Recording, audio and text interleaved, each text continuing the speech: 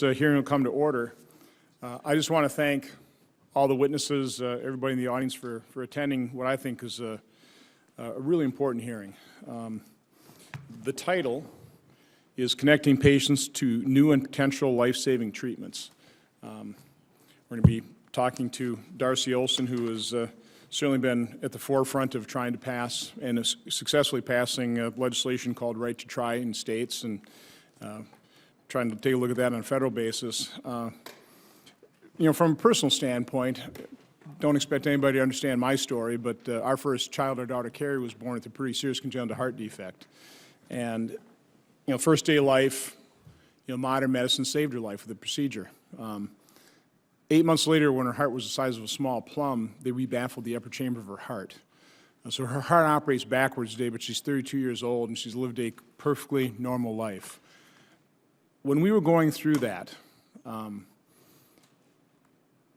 the term medical practice always kept running through my mind because I never thought of it in terms of what it really meant, medical practice.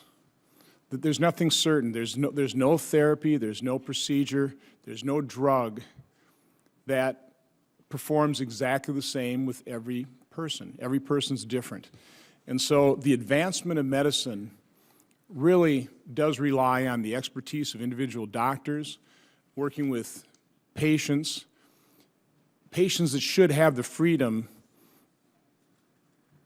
to be able to try things, particularly when we know the end result. So this hearing's about allowing patients that freedom, and it's so common sense. It seems, oh, we'll just let people try.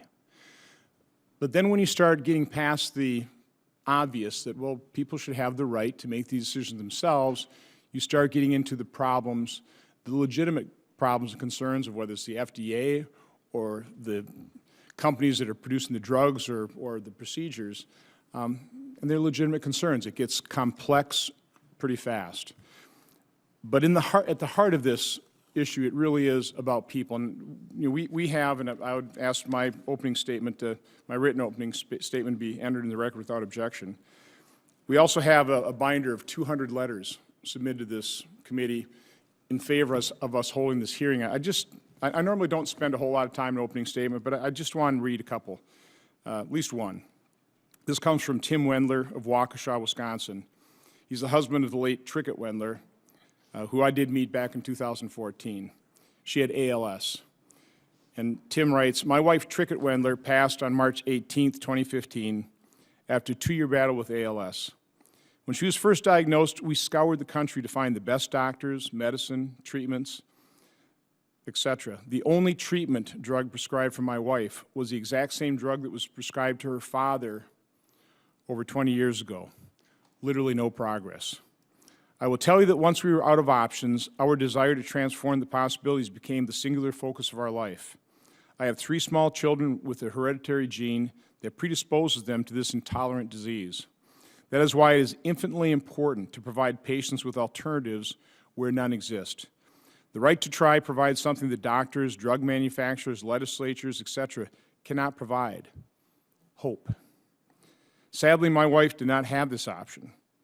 But I write to you today to implore to you the importance of providing hope where none exists.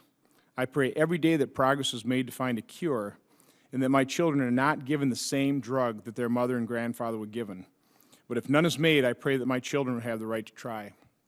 Now, I read that one because when I did meet Trickett, this was quite honestly shortly after I met you, Darcy, and you know, was made aware of what you're trying to do in Right to Try, and without prompting, without being asked, I made the statement, you know, I know about this initiative. I'm fully supportive of Right to Try, and tears started streaming down her cheeks. That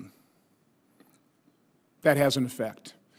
And the purpose of this hearing now is to put a face, a human face, so that we in Congress can make some intelligent decisions here, so that we can try and break through the legitimate concerns of whether it's the FDA or the drug manufacturers, and give people, give patients the freedom and the access so they have hope.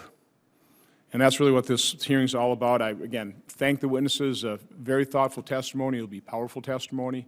And I just want to thank my colleagues for coming, because this is, I think this is one of the most important hearings we will hold. With that, Senator Carper.